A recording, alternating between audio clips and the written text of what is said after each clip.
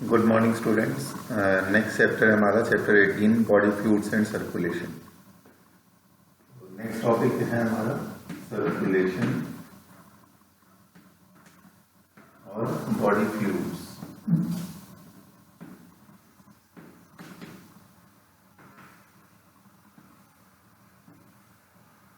यानी कि इस चैप्टर में हम क्या पढ़ने वाले हैं? सर्कुलेटरी सिस्टम पढ़ने वाले हैं। जैसे कि तुमने देखा होगा कि रेस्पिरेटरी सिस्टम ऑनवर्ड्स हमने क्या शुरू किया पढ़ना? ह्यूमन फिजियोलॉजी यानी कि एनिमल फिजियोलॉजी पढ़ना शुरू किया। फिजियोलॉजी का मतलब होता है कि कोई ऑर्गन सिस्टम या कोई पर्टिकुलर सिस्टम किसी ऑर्गेनिज्म के अंदर कैसे काम करता है। जैसे हम प्लांट्स में देखते थे कि उनके अंदर रेस्पिरेटरी सिस्टम अलग है, उनके अंदर फोटोसिंथेसिस का सिस्टम अलग है। उसी तरह से अब हम पढ़ रहे हैं एनिमल्स के अंदर एक एक करके सभी सिस्टम्स को। तो अब ये जो सिस्टम है जिसका नाम सर्कुलेटरी सिस्टम है या बॉडी फ्लूइड्स इसमें इन्वॉल्व होते हैं, ये क्यों जरूरी है? इसकी नीड क्या है? इसकी नीड ये होती है कि बॉडी के लिए यूजफुल जो न्यूट्रिएंट्स होते हैं उनको एक से दूसरी जगह तक ट्रांसपोर्ट करना जरूरी है, यानी उनका सर्कुलेशन जरूरी है। जैसे स्मॉल इंटेस्टाइन से न्यूट्रिएंट्स एब्जॉर्ब होते हैं, लेकिन उनको हर एक बॉडी पार्ट तक पहुंचाना, इंडिविजुअल सेल तक पहुंचाना इसी सिस्टम का काम है। इसके बाद बॉडी में जितने वेस्ट मटेरियल प्रोड्यूस होते हैं उनका ट्रांसपोर्टेशन भी यही सिस्टम करता है। अब आते हैं तीसरा, कुछ और जो दूसरी इंपॉर्टेंट चीजें होती हैं जैसे कि एंजाइम्स, जैसे कि हार्मोन्स, उनको भी यही सिस्टम ट्रांसपोर्ट करता है। तो यहां हम लिख देते हैं सिक्रीशंस।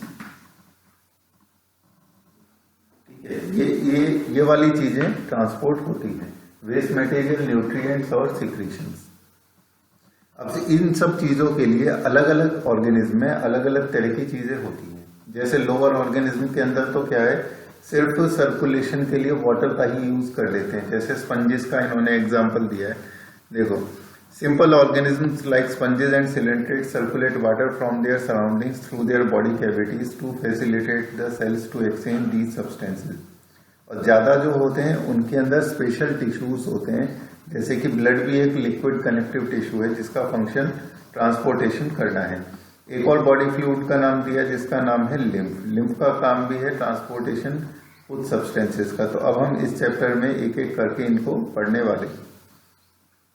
सबसे पहले दिया है इन्होंने ब्लड के बारे में। ह्यूमन बीइंग्स के अंदर सबसे इंपॉर्टेंट जो फ्लूइड होता है सर्कुलेशन के लिए उसका नाम है ब्लड। देखो, ब्लड एक लिक्विड कनेक्टिव टिश्यू है। कनेक्टिव इसलिए क्योंकि दूसरे टिश्यूज को ये आपस में कनेक्ट करता है। लिक्विड है, इसका मतलब ये फ्लूइड है, और फ्लूइड वो होता है जो फ्लो करता है। इसके फ्लो करने का कारण इसका लिक्विड बेस है। वो जो बेस है उसे हम कहते हैं एक्स्ट्रा सेल्यूलर फ्लूइड। उस एक्स्ट्रा सेल्यूलर फ्लूइड का नाम होता है प्लाज्मा। ठीक है, इसके अलावा इसमें प्रेजेंट होते हैं सेल्स, जैसे कि रेड ब्लड सेल जिनको आरबीसी कहते हैं शॉर्ट में। इसके बाद आते हैं white blood cell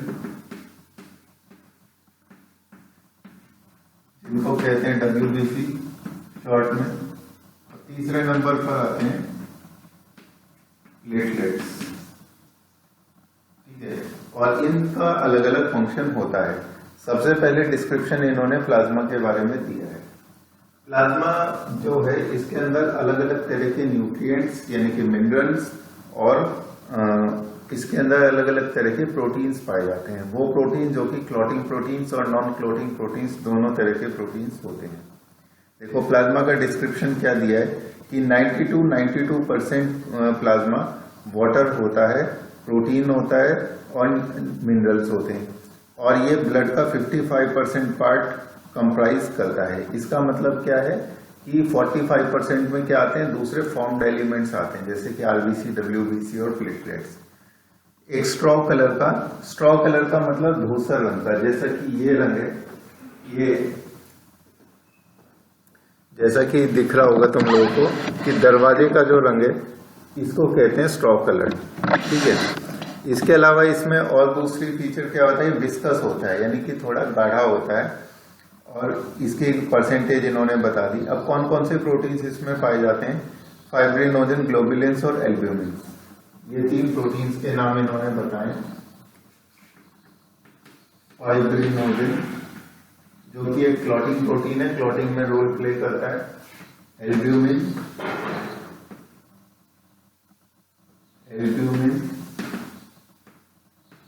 globulin,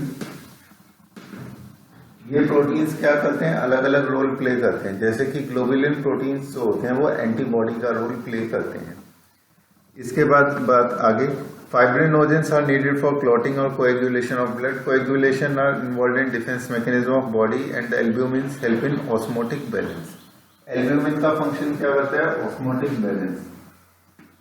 osmotic balance, osmotic balance का मतलब ये है कि ये मेम्ब्रेन के अक्रॉस सॉल्ट का कंसेंट्रेशन बनाए रखने में हेल्प करते हैं। ग्लोबुलिन का फंक्शन क्या हुआ, ये एंटीबॉडी की तरह फंक्शन करते हैं, यानी कि इनका डिफेंस वाला फंक्शन है, और इसका फंक्शन है क्लॉटिंग में हेल्प करना। तो ये 3 अलग अलग तरह के प्रोटीन्स हो गए। मिनरल्स कौन कौन से लिखे हैं देखो, सोडियम, कैल्शियम, मैग्नीशियम और bicarbonate ion, chloride ion, glucose, amino acid, lipid etcetera are also present in plasma as they are always in transit in the body. Transit का मतलब हर समय ये घूमते रहते हैं, एक से दूसरी जगह कभी स्थिर नहीं रहती। इसके अलावा कुछ फैक्टर्स भी पाए जाते हैं क्लॉटिंग के लिए, जिन्हें क्लॉटिंग फैक्टर्स कहा जाता है। और क्या लिखा है, वो इनएक्टिव फॉर्म में प्रेजेंट होते हैं। जिस समय क्लॉटिंग की जरूरत होती है उस समय वो फैक्टर्स जिनकी प्रोटीन नेचर है और फंक्शन है क्लॉटिंग, वो एक्टिव फॉर्म में कन्वर्ट हो जाते हैं। प्लाज्मा जिसमें क्लॉटिंग फैक्टर ना हो उसको कहते हैं सीरम। अब एक बार इसकी डेफिनेशन देख लेते हैं। अगर ब्लड में से आरबीसी को रिमूव कर दिया जाए तो जो बनता है उसको कहते हैं लिम्फ या बॉडी फ्लूइड, ठीक है। अब ये तो ऐसे। इसके बाद लिम्फ जो है, इसमें से अगर क्लॉटिंग प्रोटीन्स को इनएक्टिवेट कर दिया जाए, अच्छा, ब्लड का जो लिक्विड पार्ट होता है उसको क्या कहते हैं, प्लाज्मा। ये प्लाज्मा की डेफिनेशन हो गई। तो ब्लड है, लिम्फ किसको कहेंगे, अगर उसमें से आरबीसी को रिमूव कर देंगे। और प्लाज्मा क्या होगा, ब्लड का लिक्विड पार्ट होगा। अब ये जो लिक्विड पार्ट है, इसमें ये सेल तो ये तो होता ही नहीं, लेकिन बात यह है कि इसके प्लाज्मा के केस में क्लॉटिंग प्रोटीन्स को भी इनएक्टिवेट करके गिना जाता है। Clotting proteins inactivated. सबसे लास्ट में आता है सीरम। सीरम का मतलब क्या होता है कि अगर क्लॉटिंग प्रोटीन्स को हटा दिया जाए, क्लॉटिंग प्रोटीन रिमूव्ड। और ये जो तुम्हारे सामने में लिखा है मैंने, ये आई है लिम्फ की, प्लाज्मा की और सीरम की डेफिनेशन। लिम्फ का मतलब ब्लड माइनस आरबीसी होता है, प्लाज्मा मतलब क्लॉटिंग प्रोटीन्स इनएक्टिवेट हो गए इसके लिम्फ के, और सीरम का मतलब है कि अगर लिम्फ में से हम क्लॉटिंग प्रोटीन्स को रिमूव कर दें तो वो बनता है सीरम। इसके बाद हम बढ़ते हैं आगे फॉर्म्ड एलिमेंट्स की तरफ। फॉर्म्ड एलिमेंट्स यानी कि अब हम बात करेंगे सेल्स की, वो सेल्स जो कि ब्लड में पाए जाते हैं।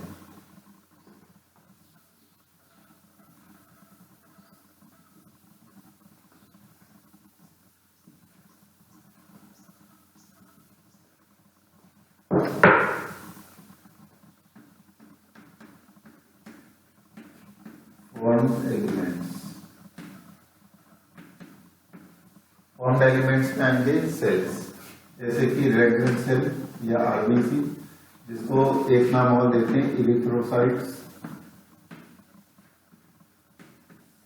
इरिथ्रोसाइट्स लॉन्ग बोन्स के अंदर एक सॉफ्ट टिश्यू प्रेजेंट होता है जिसको बोन मैरो कहते हैं, उसके अंदर ये बनते हैं और उस प्रोसेस का नाम इरिथ्रोपोइसिस होता है।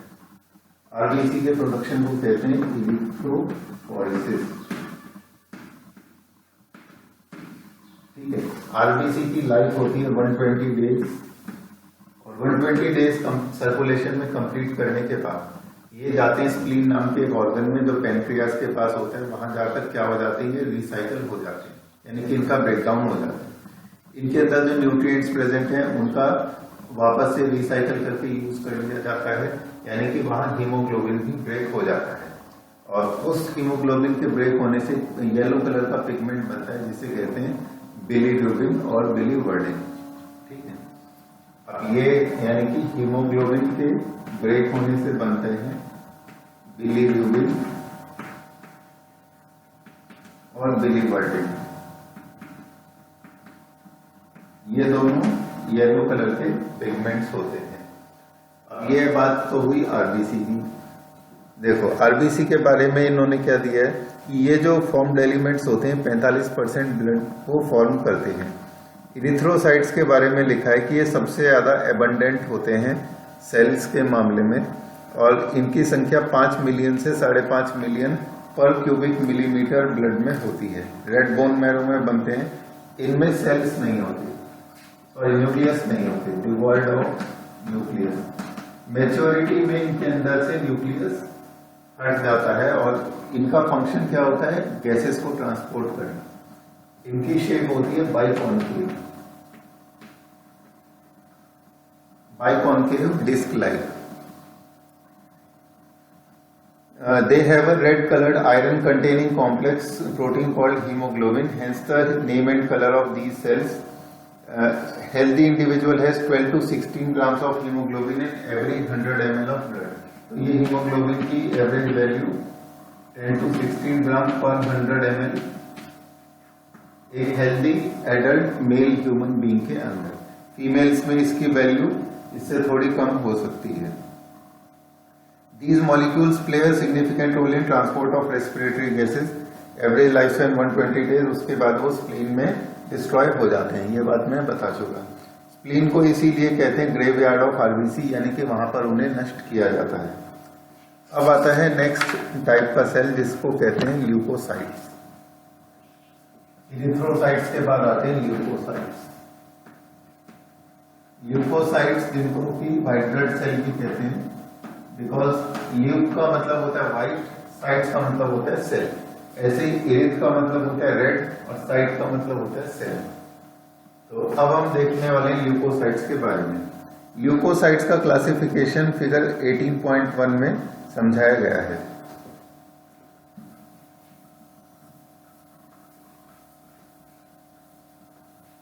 देखो ल्यूकोसाइट्स जो होते हैं ये दो तरह के होते हैं। पहले ग्रेन्युलर ल्यूकोसाइट और दूसरे होते हैं एग्रेन्युलर ल्यूकोसाइट। एग्रेन्युलर ल्यूकोसाइट यानी कि इनका जो साइटोप्लाज्म है उसके अंदर छोटे छोटे पार्टिकल्स तैरते रहते हैं जिनको ग्रेन्यूल्स कहते हैं, इस वजह से ग्रेन्युलर कहलाते हैं। और दूसरे वाले जिनके साइटोप्लाज्म में ऐसा कुछ नहीं होता उनको कहते हैं एग्रेन्युलर ल्यूकोसाइट। इसके बाद नेक्स्ट आता है एग्रेन्युलर ल्यूकोसाइट्स को पॉलीमॉर्फोन्यूक्लियर सेल्स भी कहते हैं। इनको हम क्या कहते हैं, पॉलीमॉर्फोन्यूक्लियर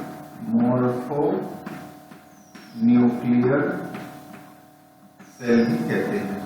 पॉलीमॉर्फोन्यूक्लियर कहने का कारण यह है कि इनका जो न्यूक्लियस होता है उसकी पॉलीमॉर्फ होती है। पॉलीमॉर्फ का मतलब उसकी बहुत सारी शेप्स प्रेजेंट होती है। जैसे सपोज करो ये एक सेल है और इस सेल का ये न्यूक्लियस है, तो इस न्यूक्लियस की शेप कुछ इस तरह की होगी, है ना। यानी कि अजीब अजीब तरह की कई शेप्स होंगी जिस वजह से उसे पॉलीमॉर्फोन्यूक्लियर कहते हैं। अब ये जो ग्रेन्युलर ल्यूकोसाइट्स होते हैं या पॉलीमॉर्फोन्यूक्लियर ल्यूकोसाइट्स होते हैं इनके 3 टाइप्स हैं। पहले है इओसिनोफिल, फिर आते हैं बेसोफिल और फिर आते हैं न्यूट्रोफिल। ये 3 तरह के सेल्स होते हैं। इओसिनोफिल का दूसरा नाम एसिडोफिल भी है।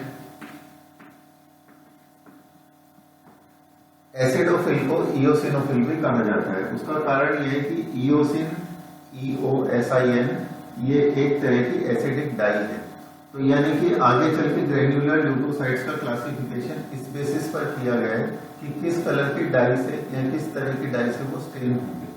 अगर वो एसिडिक डाई से स्टेन होते हैं तो उन्हें एसिडोफिल कहते हैं, अगर वो बेसिक डाई से स्टेन होते हैं तो उन्हें बेसोफिल कहते हैं, और अगर वो न्यूट्रल डाई से स्टेन होते हैं तो उन्हें न्यूट्रोफिल कहा जाता है। इनका अलग अलग फंक्शन होता है। जैसे कि एसिडोफिल का फंक्शन ये होता है कि ये एक्स्ट्रा सेल्यूलर इन्फेक्शन से बचाता है। तो फंक्शन इसकी यहां मैं लिख देता हूं, एक्स्ट्रा सेल्यूलर इन्फेक्शन से ये हमें बचाता है। जैसे कि कोई वॉर्म्स आ गए बॉडी में और वो एक्स्ट्रा सेल्यूलर घूम रहे हैं तो एसिडोफिल यानी कि इओसिनोफिल उससे हमें बचाएगा। बेसोफिल का फंक्शन होता है कि ये इन्फ्लेमेशन में हेल्प करता है। इन्फ्लेमेशन का मतलब होता है स्वेलिंग यानी सूजन। सूजन एक तरह का डिफेंस मैकेनिज्म है, तो उसमें बेसोफिल अपना रोल प्ले करता है। फिर आते हैं न्यूट्रोफिल। न्यूट्रोफिल का फंक्शन होता है कि तुम्हें याद होगा कि अमीबा किस तरह से अपना फूड कैप्चर करता है, स्यूडोपोडिया से फूड कैप्चर करता है, तो उस प्रोसेस को फैगोसाइटोसिस कहते हैं। तो न्यूट्रोफिल का फंक्शन भी है कि बाहर से आने वाले जो फॉरेन पार्टिकल्स हैं या पैथोजेंस हैं उनको फैगोसाइटोसिस करके डाइजेस्ट करें। इसका फंक्शन हो गया फैगोसाइटोसिस करना। तो ये थे 3 टाइप के ग्रेन्युलर ल्यूकोसाइट। अब आते हैं ए ग्रेन्युलर ल्यूकोसाइट्स। ए ग्रेन्युलर ल्यूकोसाइट के 2 टाइप्स हैं।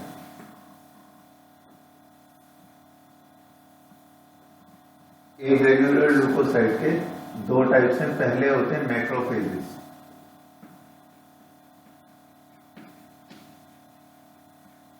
मैक्रोफेजेस का फंक्शन सेम वही है जो न्यूट्रोफिल का है, फैगोसाइटोसिस करते हैं। बस अंतर इतना होता है कि इनके नाम के आगे मैक्रो लगा है। मैक्रो का मतलब क्या है कि ये बड़े पार्टिकल्स को खाएंगे, न्यूट्रोफिल छोटे पार्टिकल को खाएंगे। ए ग्रेन्युलर ल्यूकोसाइट का दूसरा जो टाइप है उसको हम कहते हैं लिम्फोसाइट।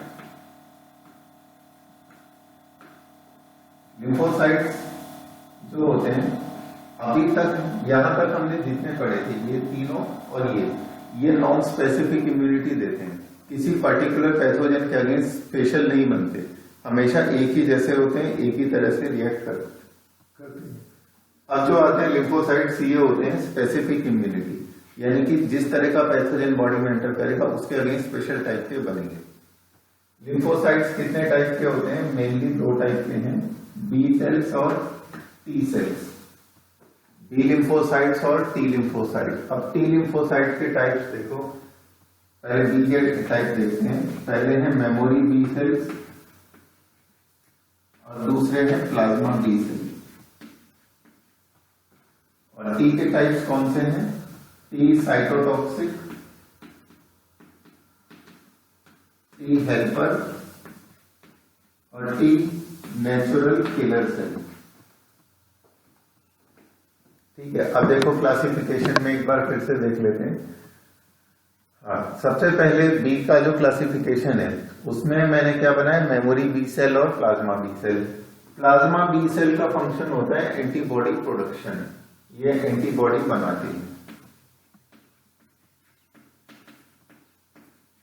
एंटीबॉडी ऐसे प्रोटीन्स को कहते हैं जो बाहर से आने वाले पैथोजन के अगेंस्ट स्पेसिफिक टाइप की बनती है, उनको क्या कहते हैं, एंटीबॉडी।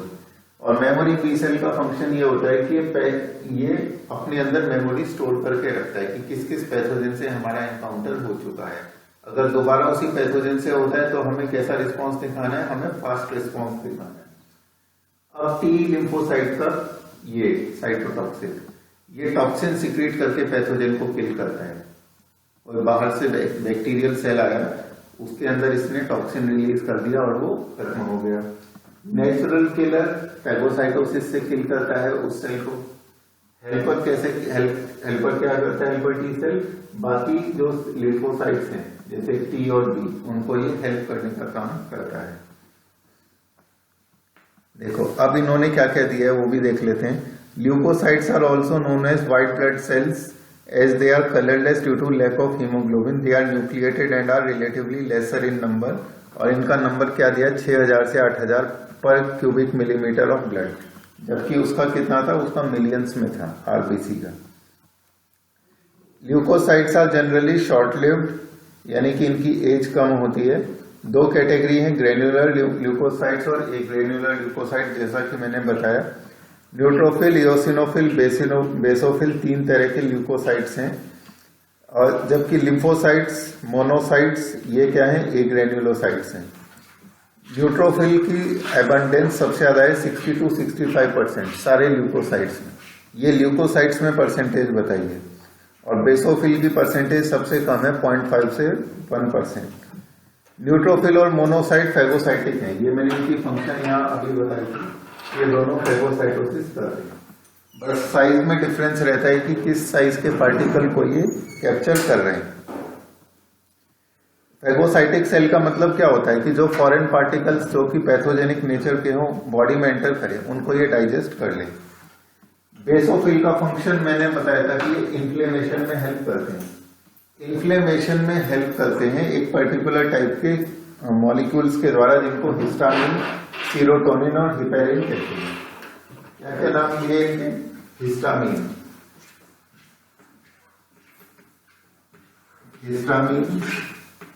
सीरोटोनिन और हिपेरिन, है ना। ये 3 कंपाउंड्स के नाम इन्होंने दिए हैं। तो ये क्या करते हैं, ये इन्फ्लेमेशन में रोल प्ले करने वाले हैं। इनके अभी इन केमिकल्स की वजह से होता क्या है, जैसे ब्लड वेसल्स वाइड हो गई, है ना, जिसकी वजह से ज्यादा ब्लड उसमें फ्लो होने लगा। इस तरह के इनके इफेक्ट्स होते हैं, हिस्टामिन, सीरोटोनिन और हिपेरिन। इसके बाद इओसिनोफिल का क्या लिखा है, resist infections and are also associated with allergic reactions. Lymphocytes का फंक्शन 2 तरह के बी और टी और इम्यून रिस्पॉन्स दिखाते हैं। इनका इन्होंने ज्यादा डिटेल नहीं बताया। अब आते हैं लास्ट में प्लेटलेट्स के बारे में। प्लेटलेट्स को नाम दिया गया है थ्रोम्बोसाइट्स। तीसरा जो फॉर्म्ड एलिमेंट है उसका नाम है थ्रोम्बोसाइट या फिर प्लेटलेट्स, जिसका फंक्शन क्या होता है, क्लॉटिंग में हेल्प करना। जहां पर भी कोई कट या इंजरी होगी वहां पर जाकर ये फंस जाते हैं और आरबीसीज को वहां पर ट्रैप कर लेते हैं। इनकी संख्या देखो क्या लिखी है, 1,50,000 to 3,50,000 प्लेटलेट्स पर क्यूबिक मिलीमीटर। और इसकी वजह से वो क्या करते हैं, कई सारे ऐसे सब्सटेंसेस रिलीज करते हैं जो कि कोएगुलेशन में हेल्प करते हैं। अगर उनकी संख्या कम हो जाए तो क्या होगा, क्लॉटिंग में डिसऑर्डर पैदा हो जाएगा, जिसकी वजह से एक्सेसिव ब्लड लॉस हो सकता है। तो ये थे फॉर्म्ड एलिमेंट्स। कल हम पढ़ेंगे ब्लड ग्रुप्स के बारे में और कोएगुलेशन के बारे में, ठीक है। और कल वैसे भी एग्जाम भी है। Thank you.